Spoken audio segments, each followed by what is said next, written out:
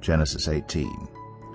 The Lord appeared to Abraham near the great trees of Mamre while he was sitting at the entrance to his tent in the heat of the day. Abraham looked up and saw 3 men standing nearby. When he saw them, he hurried from the entrance of his tent to meet them and bowed low to the ground. He said, "If I have found favor in your eyes, my Lord, do not pass your servant by. Let a little water be brought, and then you may all wash your feet and rest under this tree. Let me get you something to eat, so you can be refreshed, and then go on your way, now that you have come to your servant." "Very well," they answered. "Do as you say." So Abraham hurried into the tent to Sarah. "Quick," he said, "get 3 seahs of the finest flour, and knead it, and bake some bread." Then he ran to the herd, and selected a choice tender calf, and gave it to a servant who hurried to prepare it. He then brought some curds and milk, and the calf that had been prepared, and set these before them. While they ate, he stood near them under a tree. "Where is your wife, Sarah?" they asked him. "There, in the tent," he said. Then one of them said, "I will surely return to you about this time next year, and Sarah, your wife, will have a son." Now Sarah was listening at the entrance to the tent, which was behind him. Abraham and Sarah were already very old, and Sarah was past the age of childbearing. So Sarah laughed to herself as she thought, "After I am worn out, and my Lord is old, will I now have this pleasure?" Then the Lord said to Abraham, "Why did Sarah laugh and say, 'Will I really have a child now that I'm old?' Is anything too hard for the Lord? I will return to you at the appointed time next year, and Sarah will have a son." Sarah was afraid, so she lied and said, "I did not laugh." But he said, "Yes, you did laugh."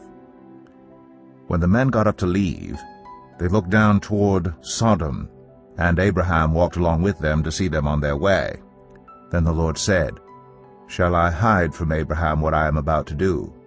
Abraham will surely become a great and powerful nation, and all nations on earth will be blessed through him.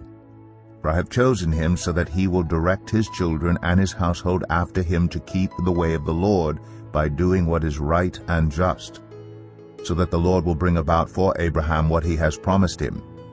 Then the Lord said, "The outcry against Sodom and Gomorrah is so great, and their sin so grievous, that I will go down and see if what they have done is as bad as the outcry that has reached me.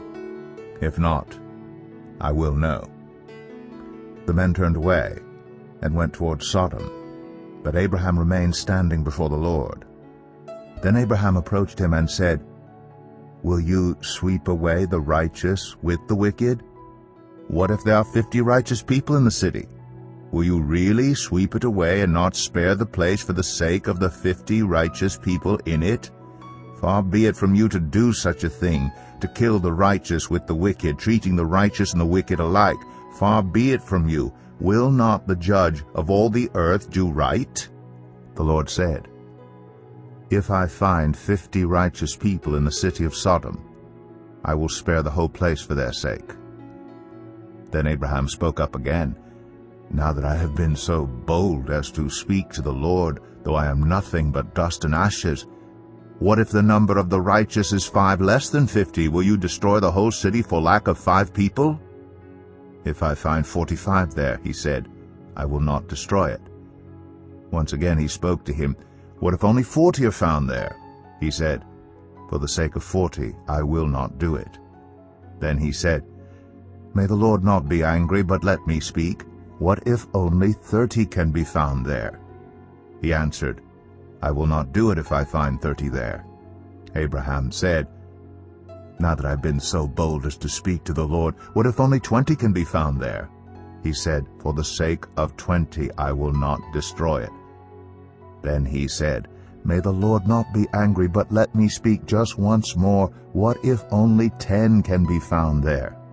He answered, "For the sake of 10, I will not destroy it." When the Lord had finished speaking with Abraham, he left, and Abraham returned home.